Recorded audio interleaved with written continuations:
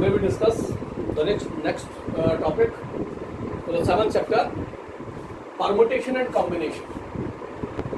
Permutation and combination. Permutation and combination. इसका इस topic का जो यूज है वो मैक्सिमम यूज आपके पास 12th क्लास में रिजल्ट्स के अंदर टॉपिक्स हैं, उनमें इनका यूज होगा परम्यूटेशन एंड कॉम्बिनेशन। प्रोबेबिलिटी में जनरल इसका यूज होता है। 10th क्लास में आपने प्रोबेबिलिटी पढ़ी होगी, लेकिन सिंपल टर्म पढ़ी आपने। आगे कुछ रूलिंग की प्रोबेबिलिटीज है, उसके अंदर परम्यूटेशन और कॉम्बिनेशन का यूज होगा। परम्यूटेशन कॉम्बिनेशन पढ़ने से पहले कुछ जनरल बातें हैं जो पहले हम डिस्कस करेंगे, उसके बाद इस टॉपिक के ऊपर जाएंगे। तो जो बेसिक बात है पहले उसी को फॉलो करते हैं। जनरली अगर बात करें करते हैं सेलेक्ट और अरेंज द थिंग्स। सेलेक्ट और अरेंज द थिंग्स। सेलेक्ट और arrange the certain things out of a given number of things. Out of a given number of things.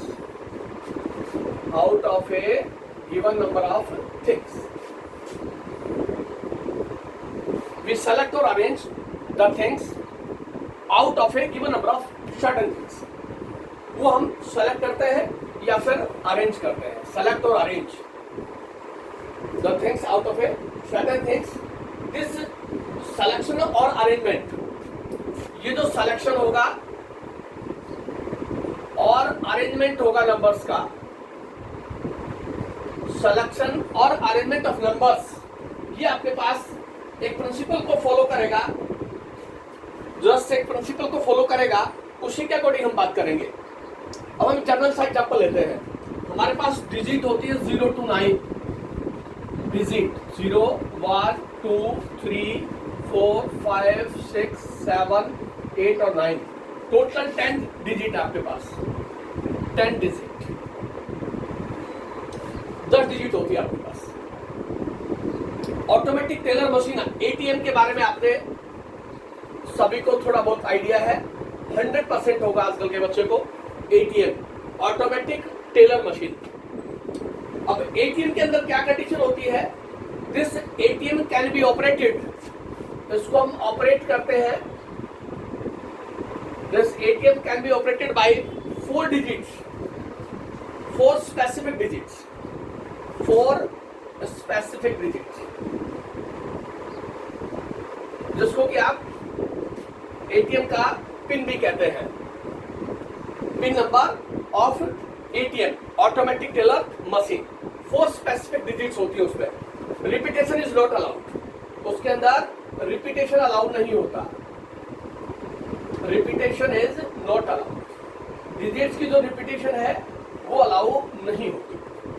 आप जनरल बात समझ लें पहले। एटीएम को ऑपरेट करने के लिए 4 स्पेसिफिक डिजिट्स होती हैं, रिपीटेशन का डिजिट्स नॉट अलाउड होता है वहां, राइट। अब एटीएम ऑपरेट करेंगे तो चारों स्पेसिफिक डिजिट्स आपको पता होनी चाहिए कि मेरी एटीएम की जो पिन नंबर है वो ये है। आपको 3 डिजिट्स भूल गए, एक डिजिट याद है आपको।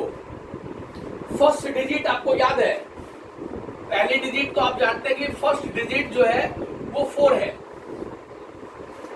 फर्स्ट डिजिट 4 है मेरे पास। देन रिमेनिंग 3 डिजिट्स के बारे में आप नहीं जानते। रिमेनिंग 3 डिजिट्स के बारे में आप नहीं जानते, आप भूल गए कि रिमेनिंग 3 डिजिट्स क्या क्या है मेरे पास। देन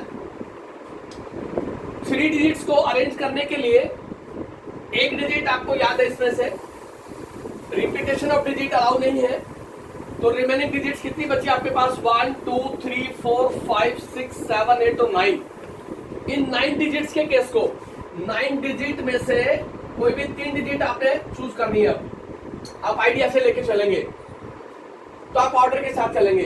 पहले आप कह देंगे भाई ये 3 यूज कर लेते हैं, फिर आप कह देंगे भाई ये 3 यूज करके देखते हैं, फिर आप कह देंगे भाई ये 3 यूज करते हैं, क्योंकि रिपीटेशन अलाउ नहीं है। फिर आप कहेंगे ये 3 यूज कर लेते हैं 670, या फिर आप कह देंगे 671 को यूज कर लेते हैं, या आप कहेंगे 672 को यूज कर लेते हैं, या आप कहेंगे 673 को यूज कर लेते हैं। इस तरह से जो प्रोसेस होगा वो लेंथी प्रोसेस होगा। इस तरह से आप चूज करेंगे या चेक करेंगे आप 3 डिजिट्स, तो वो जो प्रोसेस होगा वो बड़ा ही लेंथी प्रोसेस होगा। तो फिर ये डिजिट्स स्पेसिफाई करने के लिए जो 3 डिजिट्स आप भूल चुके थे उनको किस तरह से हमने देखना है, उसके लिए मेरे पास एक रिजल्ट आता है fundamental principle of counting. Fundamental principle of counting क्या एग्जांपल लिया हमने? एटीएम, आपके पास एटीएम को ऑपरेट करने के लिए 4 स्पेसिफिक डिजिट्स होती है और किसी भी एटीएम कार्ड के डिजिट जो है रिपीट नहीं होती। एक पहली डिजिट याद है आपको, रिमेनिंग 3 डिजिट्स आपको याद नहीं, आप भूल गए, तो फिर कैसे ऑपरेट करें 3 डिजिट्स को? तो आप अपने आइडिया से भाई ये 3 चेक कर लेते हैं, ये 3 चेक कर लेते हैं, ये 3 चेक कर लेते हैं, तो बड़ा लेंथी प्रोसेस होगा और उससे शॉर्ट आउट हो भी सकती है आपकी प्रॉब्लम और नहीं भी हो सकती। उस केस में हम यूज करेंगे फंडामेंटल प्रिंसिपल ऑफ काउंटिंग और principle of association of events. Principle of association of events. तो हम पहले डिस्कस करेंगे what is the fundamental principle of counting, fundamental principle of counting और fundamental principle of association of the events. ये क्या होता है, उसके लिए थोड़ा सा चलते आगे। Fundamental principle of counting, fundamental principle of counting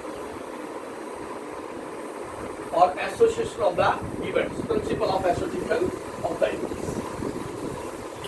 क्या होगा आपके पास? जनरल बात करते हैं। जनरली आप मूवी देखने गए, आप सिनेमा हॉल में गए और सिनेमा हॉल के अंदर एंट्रीज, सिनेमा हॉल की जो एंट्री है, एंट्री इन सिनेमा हॉल, आप मूवी देखने गए हो तो एंट्री है सिनेमा हॉल में by 3 gets.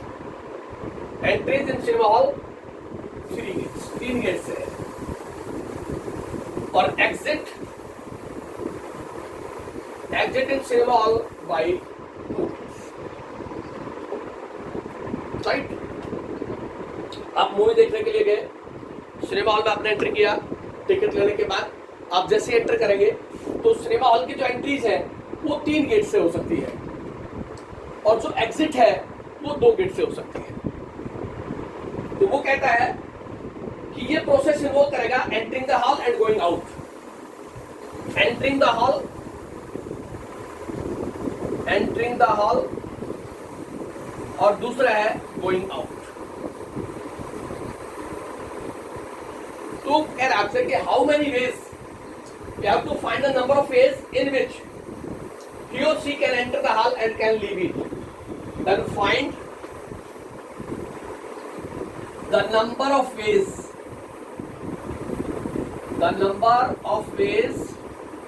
that he or she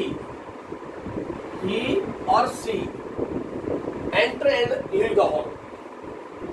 Can enter the hall, can enter the hall and leave it. How many ways? कि कितने तरीके से तो वो हॉल में एंटर करेगा और कितने तरीके से गोइंग आउट होगा, ये आपने बताना है।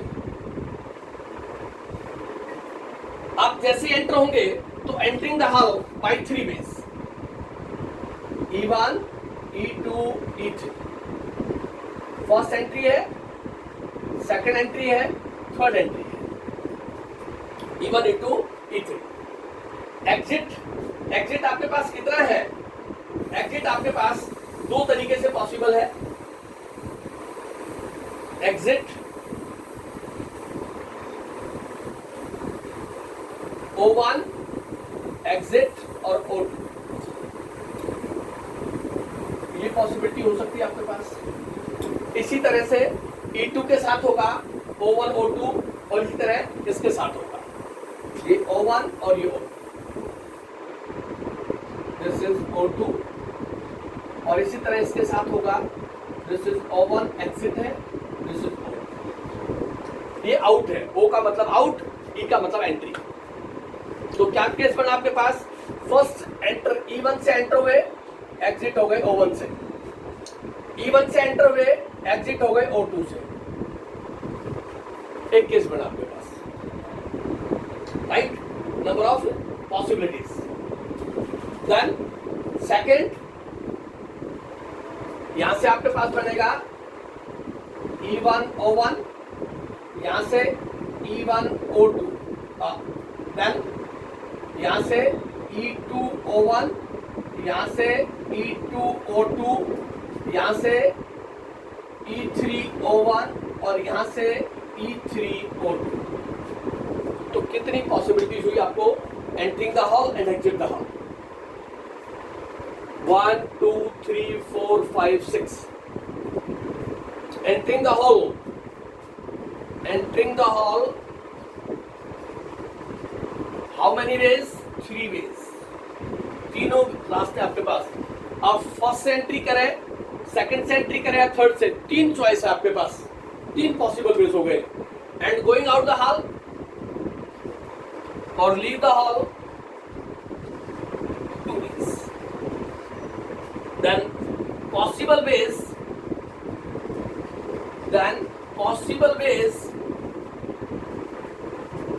he or she can enter the hall and leave the hall by 3 into 2, that is 6 ways। ये पॉसिबल 6 वेज होंगे जब आप एंटर और एग्जिट करेंगे। ये तीनों केसेस मैंने फॉलो किए हैं। This is called fundamental principle of counting. How many possible ways to enter the hall, 3 ways, 3 choice आपके पास, किसी में से भी आप एंटर हो सकते हैं। एंड टू एग्जिट, 2 रास्ते आपके पास, आप 2 पॉसिबिलिटीज है, 2 में से किसी रास्ते से भी आप बाहर जा सकते हैं। तो टोटल नंबर ऑफ वेज, और by fundamental principle of counting m into n ways, right. इसको दूसरे तरीके से भी आप समझ लें। एक रेलवे कंपार्टमेंट है आपके पास, in a railway compartment, in a railway compartment,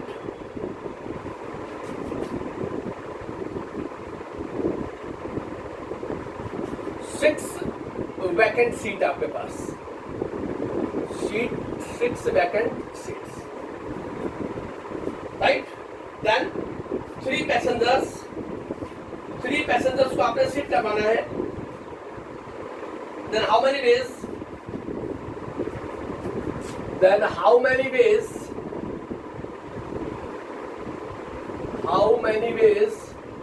3 passengers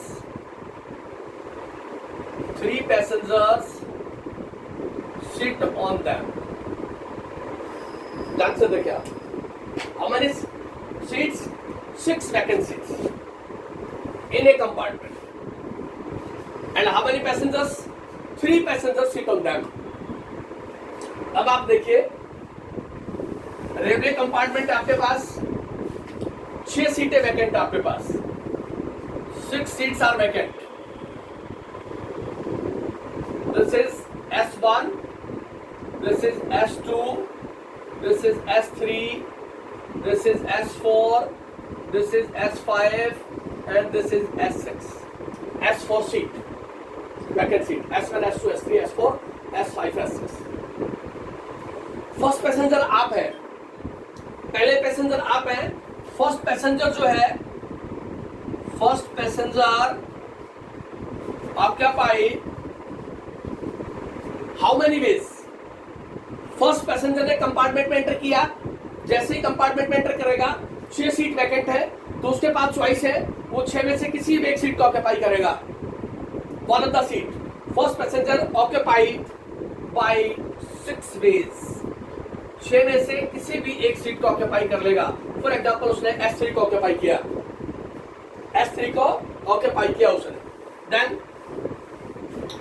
उसके बाद सेकंड पैसेंजर गया, तो सेकंड पैसेंजर के लिए क्या कितनी चॉइस रिमेनिंग रह गई? 1 2 3 4 और 5। S3 सीट ऑक्यूपाई हो चुकी है फर्स्ट पैसेंजर के द्वारा। Then second passenger occupy by 5 ways, किसी भी एक सीट को ऑक्यूपाई करेगा वो, किसी भी एक सीट को, रिमेनिंग सीट में से किसी भी एक को ऑक्यूपाई करेगा। देन थर्ड पैसेंजर एंटर करेगा, तो उसके पास चॉइस क्या होगी? 1 2 3 और 4, 4 चॉइस होंगी। Can occupy by 4 ways. Then possible ways by fundamental principle of counting, then possible base is 6 into 5 into 4, this is 120 base। वो 3 पैसेंजर 6 सीट पे 120 वेज से सीट कर सकते हैं। कितनी पॉसिबिलिटीज होंगी आपके पास? इस तरह से डिफरेंट केसेस फॉलो करेंगे, बड़ा टिपिकल सा केस होगा। उसके लिए फंडामेंटल प्रिंसिपल ऑफ काउंटिंग का यूज करें आप। फर्स्ट पैसेंजर जैसे एंटर करेगा कंपार्टमेंट के अंदर, उसके पास 6 चॉइस होंगी, वो 6 चॉइस में से किसी भी एक सीट का ऑक्यूपाई करेगा। उसके बाद सेकंड पैसेंजर एंटर करेगा, सेकंड पैसेंजर ने जैसे ही कंपार्टमेंट में एंटर किया, उसके पास 5 चॉइस है, और 5 चॉइस में से किसी एक सीट का ऑक्यूपाई करेगा। Then remaining third passenger enter the compartment and have remaining 4 choice, और वो 4 सीट में से 4 चॉइस में से किसी एक सीट को ऑक्यूपाई करेगा। Then by fundamental principle of counting, number of possible ways, how many ways, the number of possible ways of 3 passengers sit on them is 6 into 5 into 4, that is m into n into p ways। This is called the fundamental principle of counting। Permutation से पहले ये आपको topic पता होना चाहिए, fundamental principle of counting क्या होगा आपके पास, इस पे डिजिट से कैसे रिलेटेड हो सकते हैं, क्या इस तरह की फॉर्मेशन के साथ हो सकते हैं। अगर मैं जनरल बात करूं,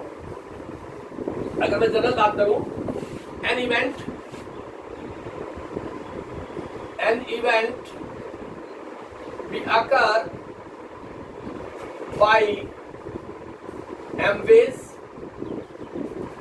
another event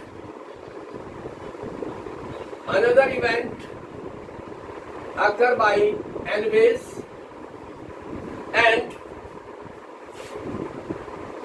next event occur by p ways। Next event occur by p ways. An event occur in m different ways or m ways.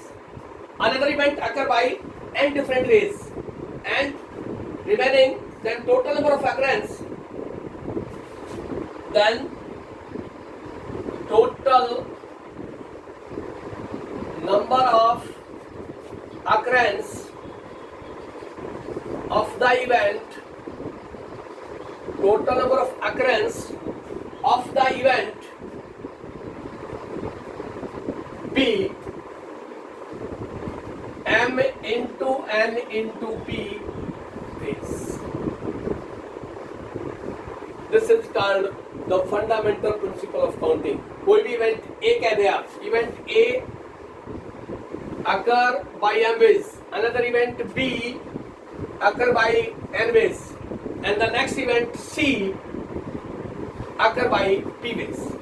Then total number of occurrence of the event A, B and C in the given order is m into n into p ways। This is called the fundamental principle of counting। इस principal के ऊपर complete एक exercise है fundamental principle of counting के ऊपर, पहले उसको discuss कर लेते हैं, उसके बाद फिर परमुटेशन का टॉपिक स्टार्ट करेंगे। इस तरह के सॉल्यूशंस आपको मिलेंगे, इवेंट्स बता देगा, उसी के अकॉर्डिंग आप फॉलो करते जाएंगे तो आपके पास सॉल्यूशन आ जाएगा। इसमें डिजिट से रिलेटेड प्रॉब्लम है और डिफरेंट टाइप्स के क्वेश्चन गिवन है, This is the fundamental principle of counting. An event be occur by m ways, m into n into p ways. एक इवेंट A है आकर by m ways, event B है आकर by n ways, and event C आकर by p ways. Then possible number of ways, different ways, then m into n into p ways. This is the total number of occurrence of the events in the given order. This is called fundamental principle of counting, m into n into p ways. इसके ऊपर हम example solve करते हैं. देखिए first example हमने लिया. There are 4 routes between Delhi and Mumbai. There are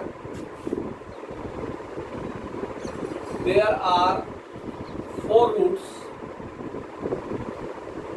There are 4 routes between Delhi and Mumbai. Then, in how many different ways? In how many different ways? How many different ways can a man go from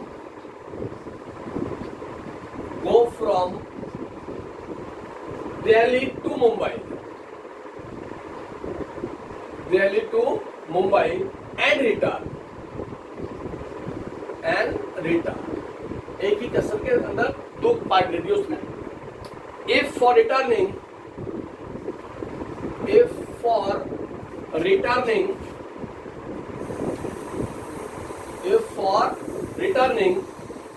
first case is any of the route is taken. Any of the routes is taken. And second is the same route is not taken. The same route is not taken. देखिए पढ़ ले बात statement को आप अच्छी तरह से. There are 4 routes.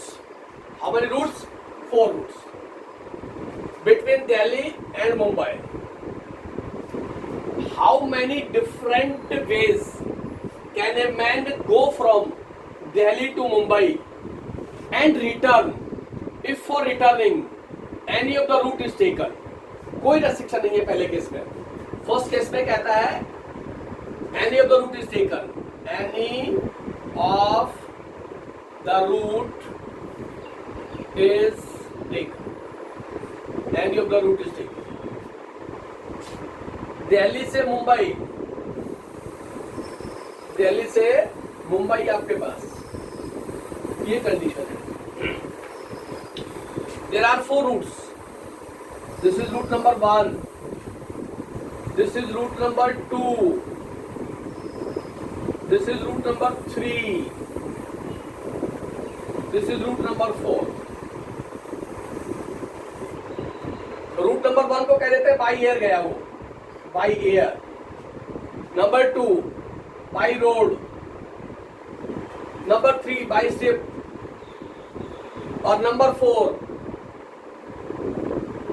On bicycle और साइकिल और मोटरसाइकिल. डिफरेंट 4 रूट्स बोले उसने. There are 4 routes between Delhi and Mumbai. By air, by road, by ship और बाइसिकल और मोटरसाइकिल और बाईसाइकिल. उसने रेस्ट्रिक्शन दी कि any of the route is taken. किसी रूट से भी जा सकता है वो और किसी रूट से भी आ सकता है.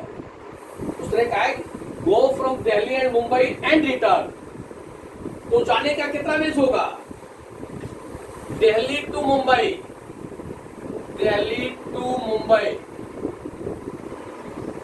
P4 ways.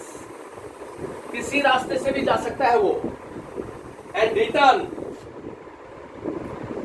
return Mumbai to Delhi is also by 4 ways, क्योंकि उसने कहा कि any of the route is taken, कोई रिस्ट्रिक्शन नहीं है, जिस रूट से गया है उस रूट से वापस भी आ सकता है। वो एयर से गया, एयर से वापस भी आ सकता है। जाने की कितनी पॉसिबिलिटीज है? 4 है आपके पास, आने की भी आपके पास 4 ही है, कोई रिस्ट्रिक्शन नहीं लगाई, any of the route is taken, right. तो possible number of ways, then possible number of ways is equal to m into n, that is 16। वो 16 तरीके से दिल्ली से मुंबई जा सकता है और वापस आ सकता है मुंबई टू दिल्ली। तो जाने के ऊपर कोई रेस्ट्रिक्शन नहीं है, आने के ऊपर भी कोई रेस्ट्रिक्शन नहीं है फर्स्ट पार्ट के अंदर। Then second is the same route is not taken, the same route is not taken. इसका मतलब क्या हुआ कि जिस रूट से जाएगा उससे वापस नहीं आ सकता। The same route is not taken, that is he go और the man go Delhi to Mumbai, Delhi to Mumbai by 4 ways, and if you return from Mumbai to Delhi by 3 ways, because उसने कहा कि same route is not taken, कि जिस root से गया वो by air गया तो एयर से वापस नहीं आ सकता, वो बाई शिप गया तो शिप से वापस नहीं आ सकता, वो बाई रोड गया, रोड से वापस नहीं आ सकता, right. Therefore number of possible veg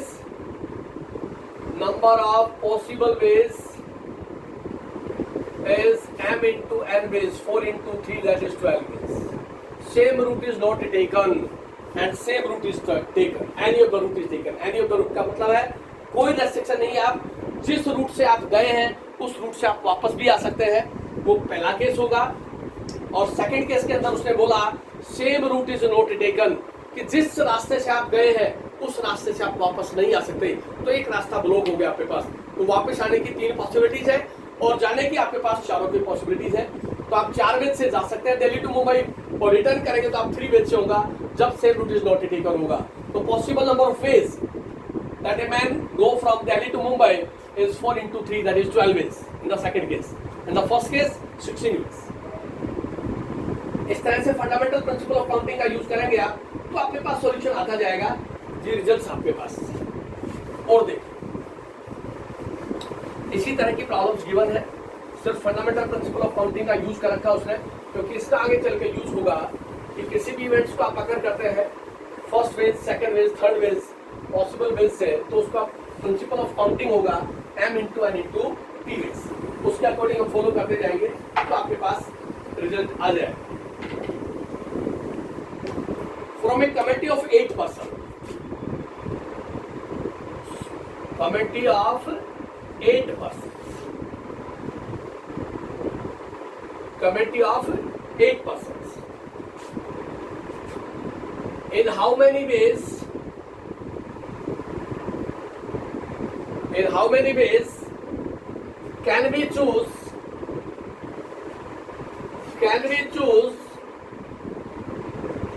a chairman? Can we choose a chairman and a vice chairman? And a vice chairman.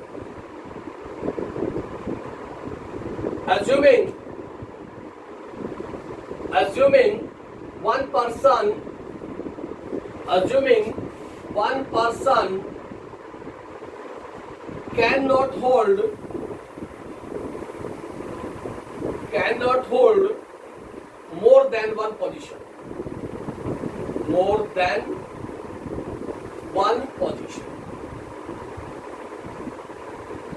देखिए स्टेटमेंट पढ़े आप एक बार, कंप्लीट स्टेटमेंट, उसके बाद बात करें।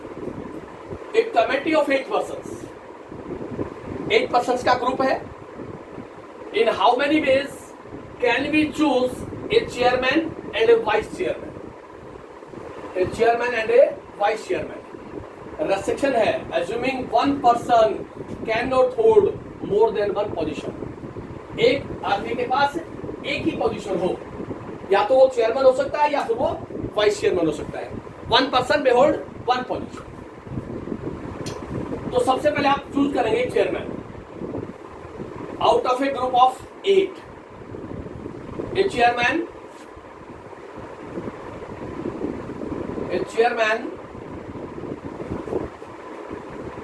B choose by 8। चेयरमैन को चूज करेंगे आप 8 में से किसी एक पर्सन को आप चूज कर लेंगे। जो कमेटी में 8 मेंबर्स है उसमें से किसी भी एक पर्सन को आप चूज करेंगे तो आपके पास पॉसिबिलिटीज है कि इन 8 में से किसी एक को चूज करें आप। तो 8 में से आप एक चेयरमैन चूज कर सकते हैं। And vice chairman we choose how many ways? 7 ways, because condition given है a person cannot hold more than one position।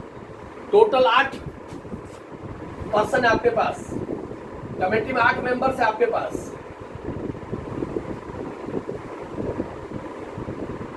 M1, M2, M3, M4, M5, M6, M7, M8, M4 members और committee members 8 members हैं। इन 8 members में से M5 तो आपने choose कर दिया, this is a chairman, this person is a chairman. अब इस M5 को आप चेयरमैन चूज नहीं कर सकते, इसको चूज कर दिया, 8 में से चूज किया आपने, तो chairman is chosen bye 8 ways। Then the remaining, the vice chairman is chosen how many ways? 1, 2, 3, 4, 5, 6 और 7। ये वाइस चेयरमैन भी चूजन बाई 7 ways। जो रिमेनिंग 7 मेंबर्स बचे कमेटी के, उन 7 में से एक वाइस चेयरमैन चूज करना है आपने, तो आपके पास 7 ways होगा। तो possible ways to choose a chairman and vice chairman is 56। Restriction है, एक आदमी एक से ज्यादा पोस्ट होल्ड नहीं कर सकता। A person can not hold more than one position और one post, more than one post. तो फंडामेंटल प्रिंसिपल ऑफ काउंटिंग से आप चूज करें, एक चेयरमैन को 8 तरीके से चूज कर सकते हैं, और एक वाइस चेयरमैन जब आप चूज करेंगे तो रिमेनिंग आपके पास 7 पर्सन होंगे, तो वो 7 वे से चूज हो जाएगा। तो फंडामेंटल प्रिंसिपल ऑफ काउंटिंग और principle of association of the events m into n ways, that is 8 into 7, that is 56 ways। तो ये आपके पास सॉल्यूशन आ जाएगा, रिजल्ट आ जाएगा आपके पास। नेक्स्ट आपके पास एक्सरसाइज में इसी तरह की फॉर्मेशन है, स्टेटमेंट वाले क्वेश्चन है या फिर डिजिट्स की प्रॉब्लम है, और उसमें ज्यादा कुछ है नहीं। लेकिन एक्सरसाइज के अंदर सारे क्वेश्चन करेंगे तो आप प्रैक्टिस करेंगे तो आपको समझ में बात आ जाएगी कि किस तरह से करना है।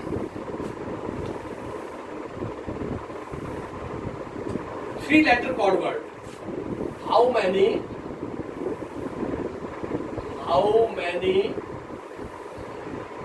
3-letter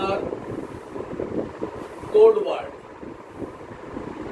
how many 3-letter code words are possible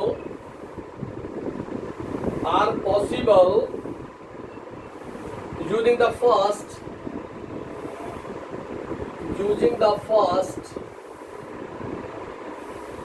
10 letters of English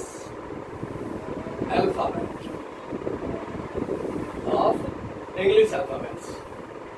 If first condition है no letter can repeat it,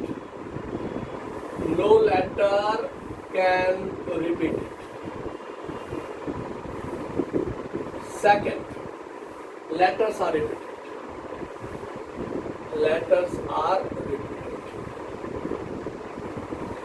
पहले स्टेटमेंट क्या बोल रहा है वो,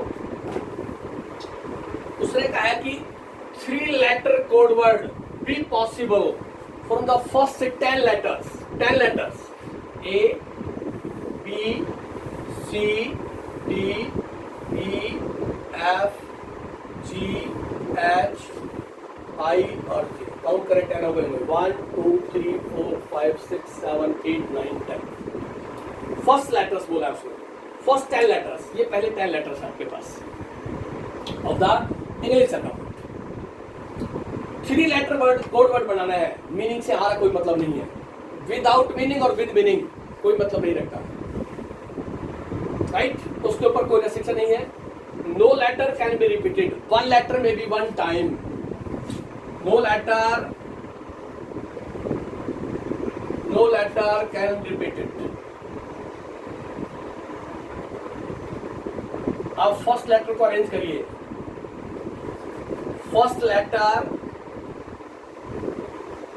first letter be arranged by 10 ways. First letter इनमें से कोई भी पहला लेटर आप फर्स्ट लेटर चूज कर लें फॉर एग्जाम्पल आपने ई को चूज किया फर्स्ट लेटर तो ई को चूज किया तो कितने में से चूज किया 1 2 3 4 5 6 7 8 9 और 10 तो 10 में से अरेंज होगा अब जो सेकंड लेटर आप अरेंज करेंगे 3 लेटर कोड वर्ड बनाना है सेकंड लेटर भी arrange by how many veg इसको आप स्किप कर रहे हैं हाउ मेनी वेज 4 5 6 7 8 और 9 लेटर में से सेकंड लेटर आप यूज करेंगे उसने बोला है no letter can be repeated वो लेटर रिपीट नहीं होना चाहिए फॉर एग्जांपल मैंने एच को चूज कर दिया second letter is not repeated and third case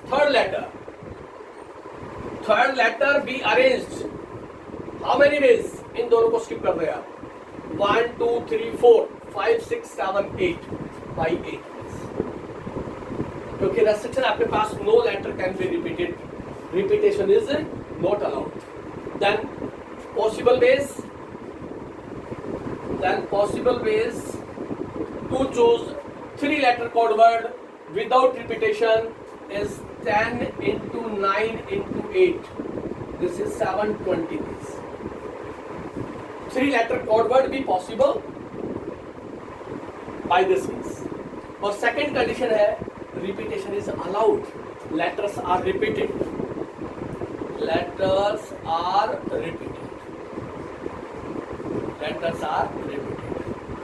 letter अगर रिपीट होता है अगर लेटर रिपीट हुआ आपके पास तो क्या कंडीशन होगी लेटर्स आर रिपीटेड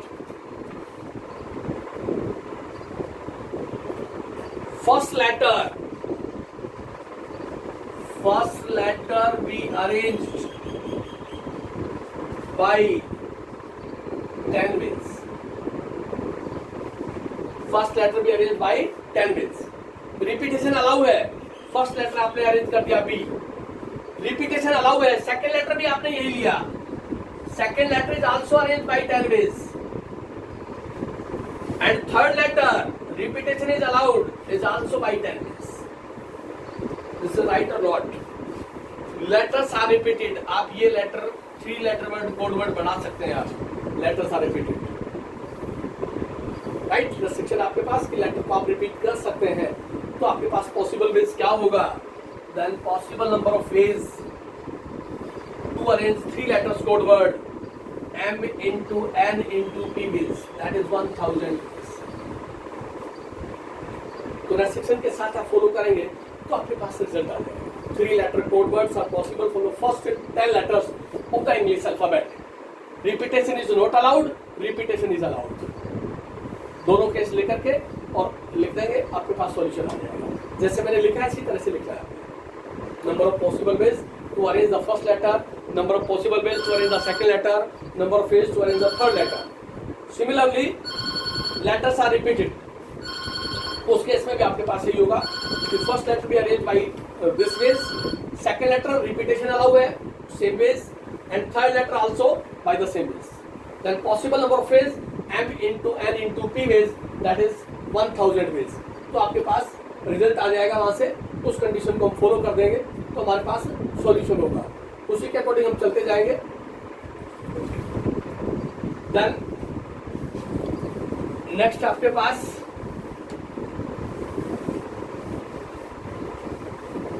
कुछ डिजिट्स की प्रॉब्लम है इसमें उनको भी डिस्कस करते हैं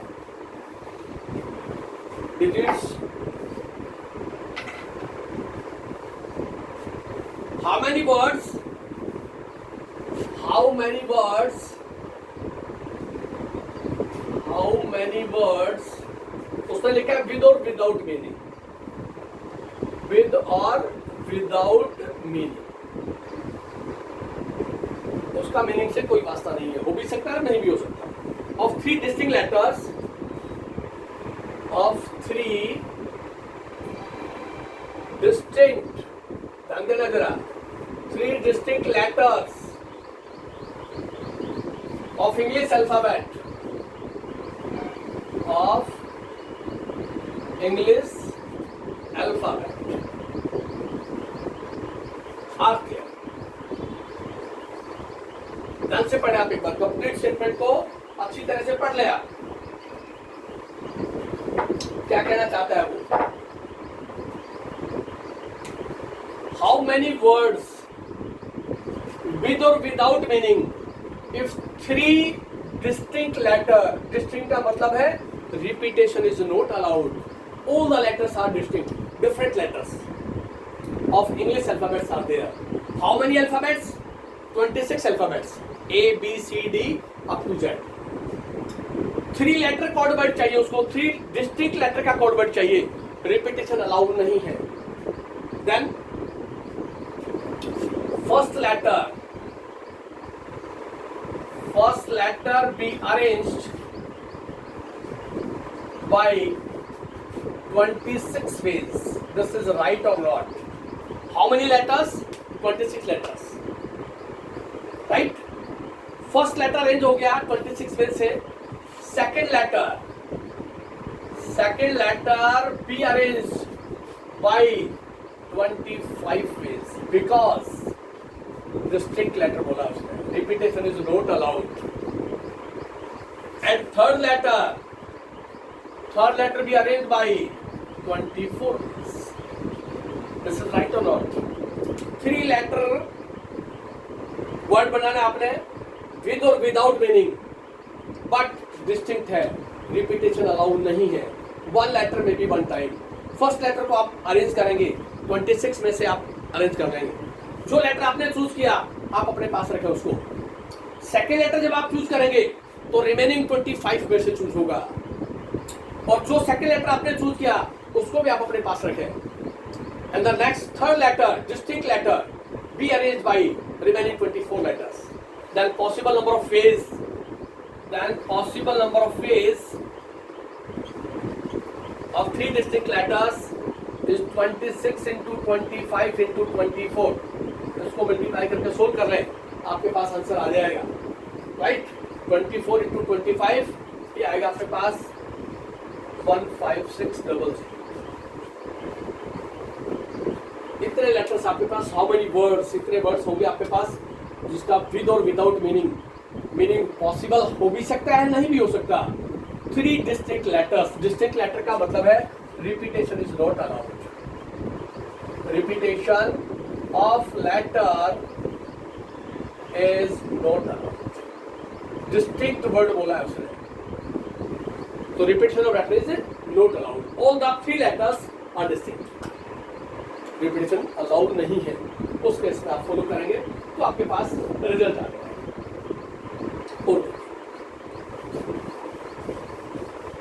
पूरी एक्सरसाइज में फंडामेंटल प्रिंसिपल ऑफ काउंटिंग का यूज है. स्टेटमेंट को ध्यान से पढ़े, मीनिंग के साथ चले आप. जैसी भी पॉसिबिलिटी होगी उसी को हम फॉलो करवा लेंगे, देन रिजल्ट आ जाएगा आपके पास. नेक्स्ट आपके पास how many numbers, how many numbers, how many numbers are there, how many numbers are there between 100 and 1000 in which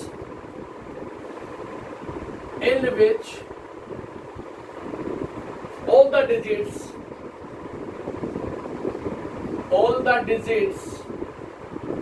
are distinct. All the digits are distinct. ध्यान से पढ़िए क्या कहा उसने. How many numbers how many numbers, total numbers are there between 100 and 1000 in which all the digits,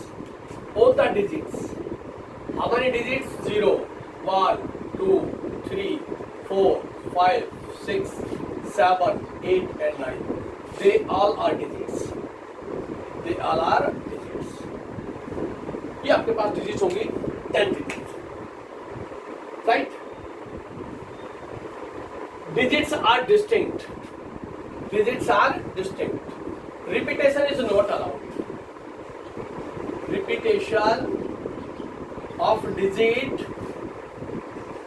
Repetition of digit is not allowed. Repetition allow नहीं है आपके पास. Repetition of the digit is not allowed. Distinct. All the digits are distinct. किसके बीच में चाहिए? 100 and 1000. 100 and 1000 between 100 and 1000 आपको चाहिए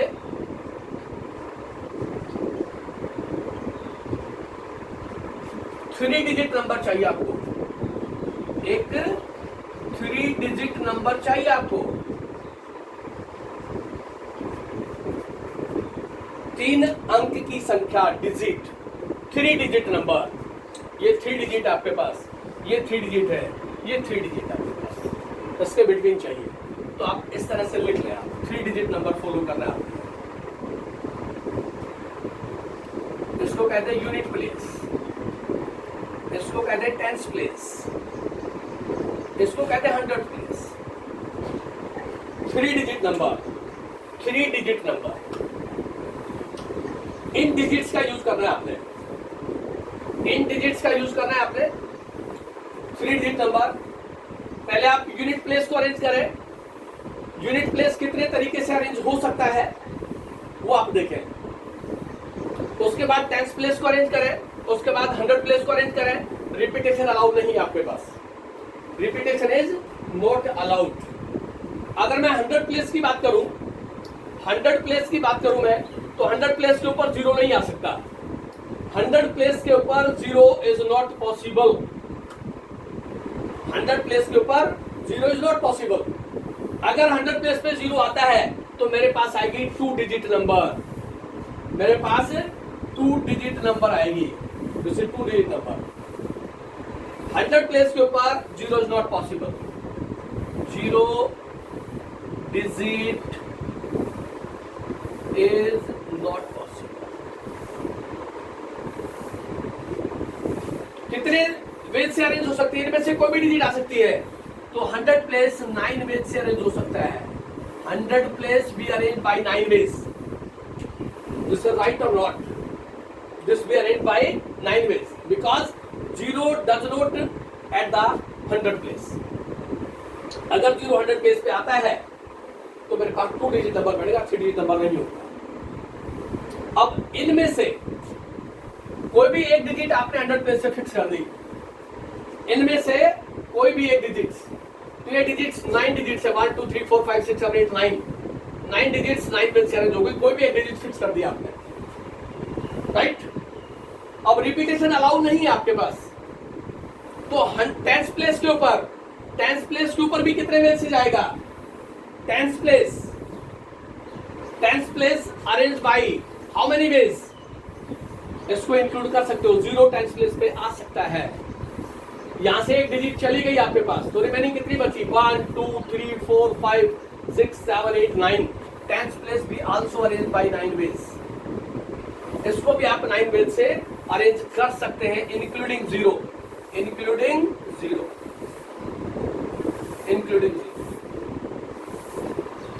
अब बचा आपके पास यूनिट प्लेस.